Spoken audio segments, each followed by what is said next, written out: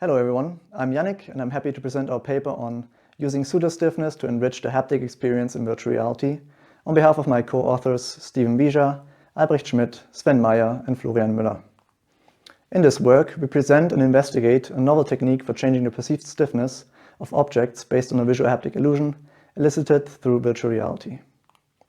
This work was inspired by the fact that in our everyday lives, we often rely on our perception of stiffness when assessing our environments and making decisions, such as checking the ripeness of a fruit or choosing a suitable mattress to buy.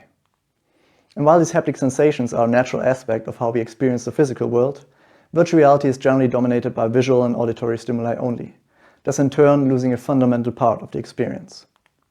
While active devices can help bring haptic feedback to virtual environments, they are usually not able to render stiffnesses accurately, since these require extremely fast changes of force outputs. The ones that do are usually very limited in their workspace or very bulky and complex, thus are mostly used in very specific application cases.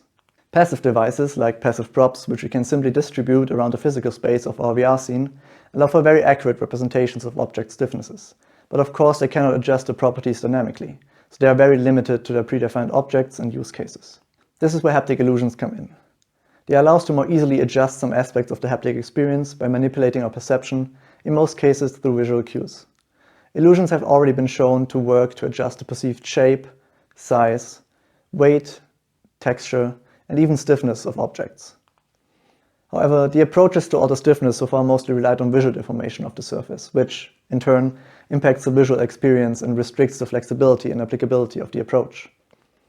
We present a novel method that can alter the perceived stiffness of objects based on a visuo-haptic illusion that does not require bulky hardware and, more importantly, actually remains undetected by the user, which allows it to be easily integrated into a broad range of systems without negatively impacting the remaining experience. Our proposed technique modulates the perceived stiffness of objects by dynamically adjusting the control-to-display ratio of users' hand movements while interacting with objects in VR.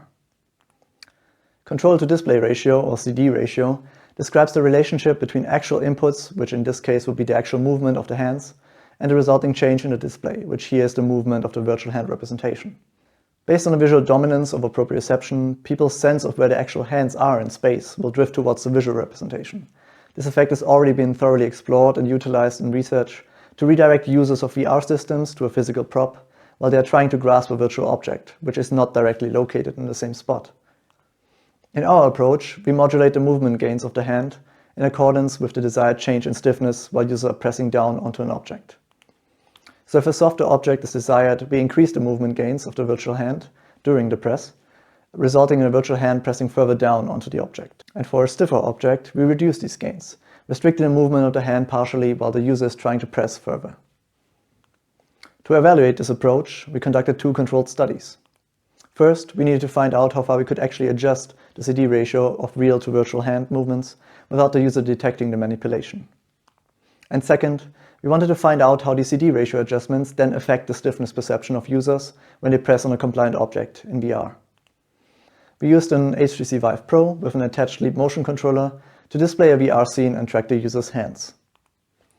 To render the haptic feedback necessary for our controlled studies, we relied on a Novant Falcon, a haptic device that is able to adjust its forces fast and precisely enough to render stiffnesses accurately, albeit in a very small workspace. For the first study, in which we aim to find out how much we can actually increase and decrease the movement gains without detection by users, we used a method of constant stimuli. For this, we presented different fixed values of CD ratio manipulations, which we determined by a pilot study, and asked participants whether the movement of the virtual hand and the real hand matched up. We varied both the physical stiffness that the haptic device was rendering and the CD ratios and repeated each of these combinations a total of 10 times. We split decreased and increased CD ratios into two separate blocks, which we counterbalanced, and randomized all trials in each block. We then calculated the ratio of detection of the illusion for each combination and fitted the results to the psychometric functions you can see here. The detection thresholds are defined as the CD ratios, which would be detected 50% of the time. We calculated the resulting mean thresholds, which are approximately 0.7 and 3.5 times the actual movement of the hand. We used these boundaries to inform the maximum values used for CD ratio manipulations in the second study, in which we aim to find out how much we are able to change the perceived stiffness of objects using this illusion. We again used the method of constant stimuli in a two-interval forced choice task. Each trial consisted of 2 presses on the haptic device, one of which was the reference stiffness rendered by the haptic device without any additional manipulations. For the other press, both the CD ratio as well as the actual physical stiffness were varied. Participants were then asked to determine which of the 2 virtual objects felt stiffer.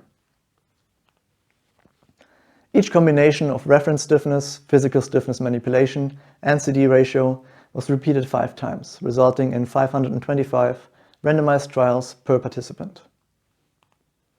We then fitted the results averaged across participants to psychometric functions and determined the amount of actual stiffness which could be offset by our illusion. We observed the largest increase of perceived stiffness in our softest condition, in which the illusion resulted in the object feeling roughly 9% stiffer. The largest decrease in perceived stiffness occurred in the hard condition, in which the object was perceived to be 28% softer.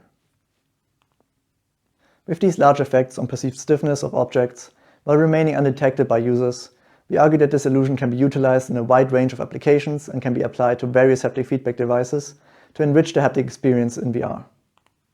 For example, the illusion can enhance the variability of custom-built passive devices, such as spring-loaded buttons, or we can leverage the illusion in combination with common everyday items, such as pillows or cushions, to stand in for a variety of virtual objects. And finally, the visuo-haptic illusion can enhance active haptic devices, such as encounter-type interfaces, which would lack the refresh rate to render realistic stiffnesses on their own. In conclusion, we found that our presented visuo-haptic illusion is very effective at altering the perceived stiffness of objects, while still remaining undetected by the user and thus not negatively impacting the remainder of the VR experience. Therefore, our work contributes to the body of work on haptic stiffness and can be used as an easy and scalable option to extend the range of applications of active and passive haptic feedback systems. If you have any questions or comments, please refer to our paper or feel free to reach out to me via email.